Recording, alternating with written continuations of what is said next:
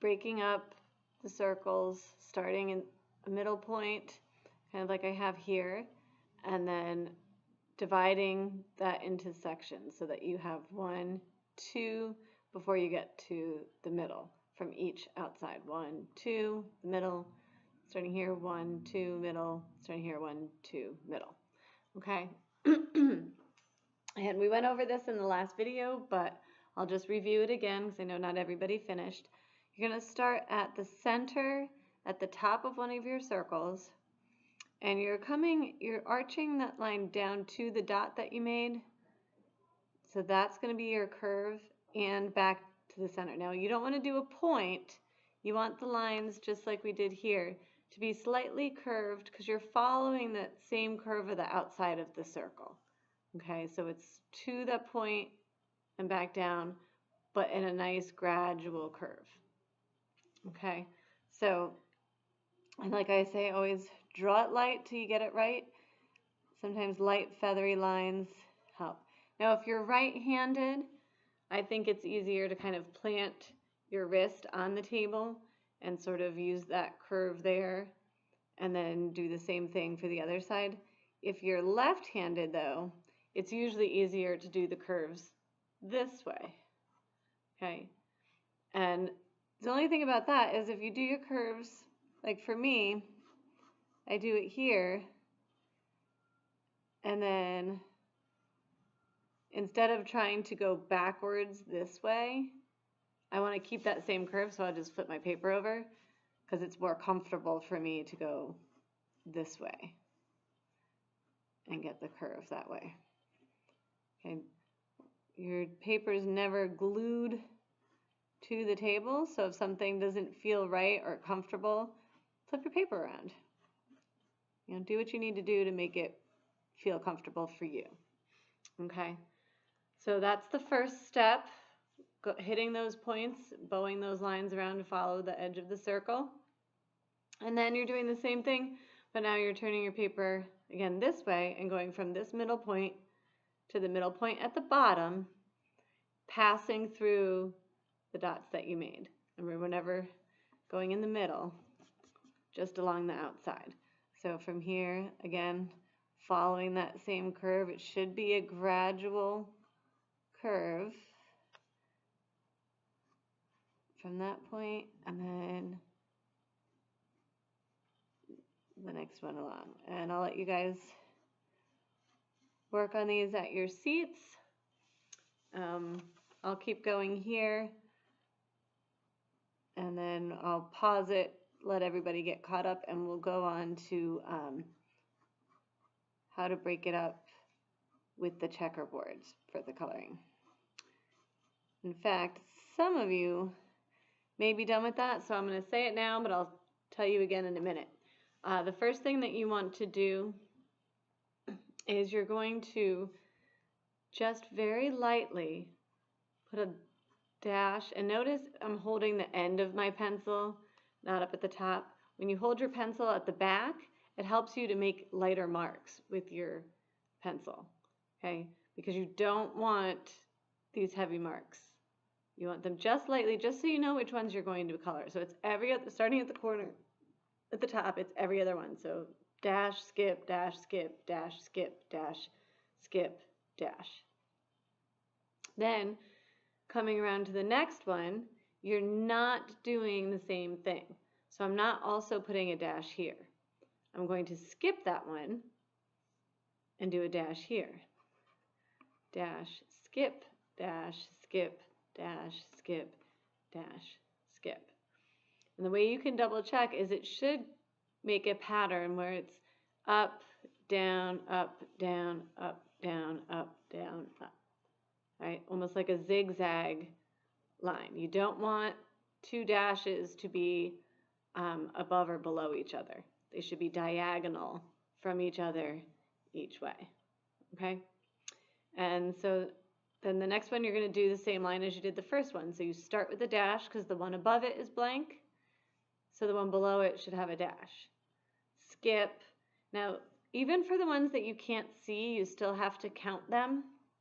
So the one behind here would have a dash in it. but we can't see that one. So this one we know is blank. We also know that because there's a dash in the one above it. Okay, we know we've put a dash here because the one above it is blank. So that's going to be sort of the tricky part for you to keep up with,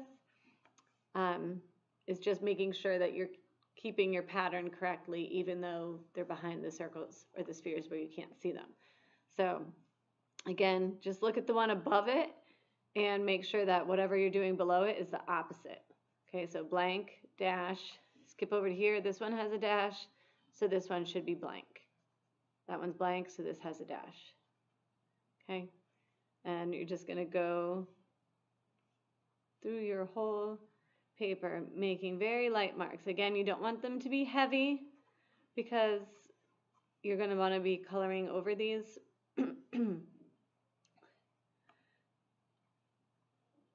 This is just sort of a guide. So as you're coloring, and even this little tiny one right here for me would have a dash in it. Because sometimes when we get coloring and we're talking to our friends that we're working near, we sort of forget to pay attention to what we're doing. At least having these dashes will keep you on track with which ones you're supposed to be coloring.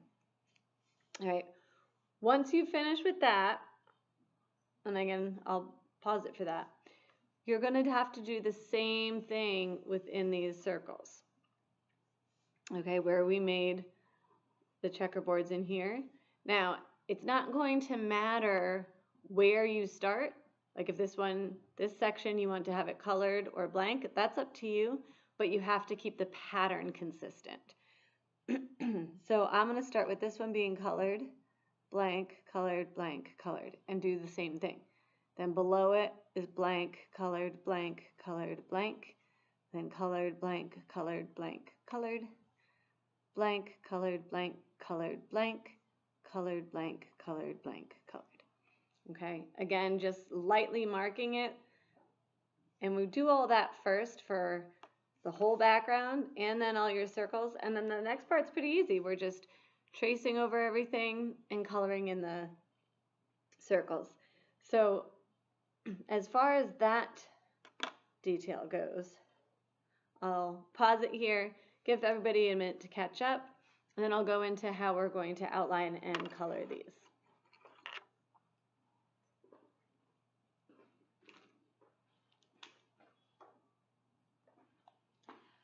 Okay, so depending on what color you want to use, and you can use different colors if you'd like to, but I would try to come up with some sort of a pattern so it looks more consistent when you're doing it. We will not be coloring in with marker. So, for example, we're going to be outlining with marker though. I would have you outline everything first and then color it in with either colored pencil or crayon. Now this will be up to you, but my suggestion after doing all this hard work is to go back to using your ruler. And this time though, when you're using a thicker point, like a marker versus the pencil, when you line your ruler up, you want to leave, you can see kind of there how there's that little bit of space. My ruler is not exactly on the line that I drew. I'm leaving just a little bit of space to account for the thickness of the tip of the marker.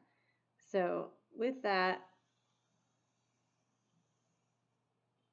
there, run right down. It just helps keep everything sort of consistent if you're using the rulers. Again, you made a straight line, easier than trying to trace it or going back and tracing it and messing up all the neat lines that you made. It may be helpful to just use your ruler to trace and outline those things. Let me just do a couple here.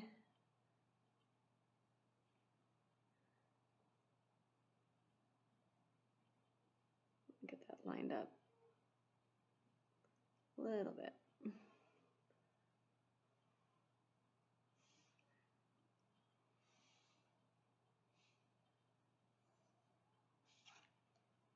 Okay, I'll do one more here just to you get consistent. Again, you don't want it right on the line, but to leave yourself a little bit of space.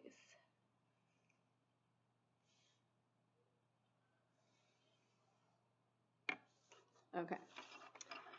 So in this, now this one's marked, this one's blank, this one's marked, this one's blank. Now you can go back once you're done and pick up any pencil marks on your paper.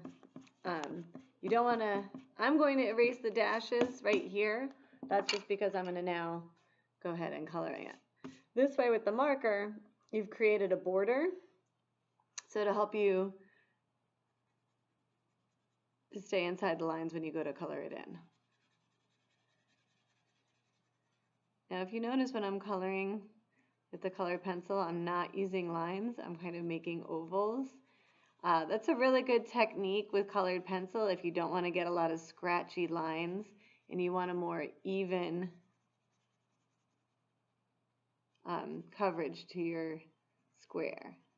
You don't have to do it this way. If you want to do straight up and down lines, you may, but when I'm coloring with colored pencil, I'm always kind of using more the side of the pencil.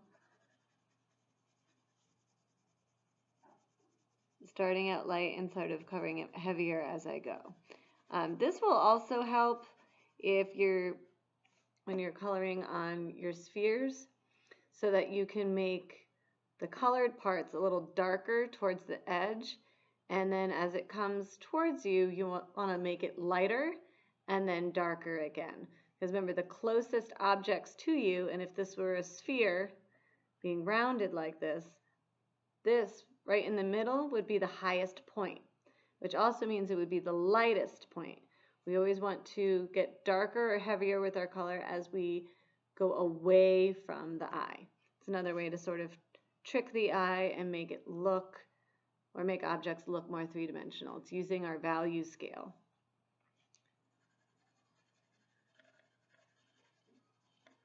Okay, so that's one effect you can do with it. You can also just use black. You do not need to use Sharpie if you're using black. Just a regular black marker will do. If you are going to use marker for the whole thing, that is fine too. But I just want to show you quickly, for marker, you're just doing lines. If you want a consistent, clear, covered area, I'm picking it up each time, going right off the paper, and I didn't trace this line with the ruler yet, but just freehand it. Okay, that way you get a nice even coverage, and you could go back and just kind of dot in any little white spaces that you may have left, but that's going to give you a lot more crisp square than if you're going and scribbling back and forth with your marker. Okay, markers are to be colored with differently than crayons, because crayons are dry where markers are wet. I said with colored pencil, I like to use ovals to get a smooth coverage, and with markers, I just like to lay down the lines, especially with something like this. Now, not always, but with something like this, that way we're not wasting the ink in the marker, and we're also getting a crisper line for our squares. All right, well, I'll let you guys work, and I can't wait to see what you finish with.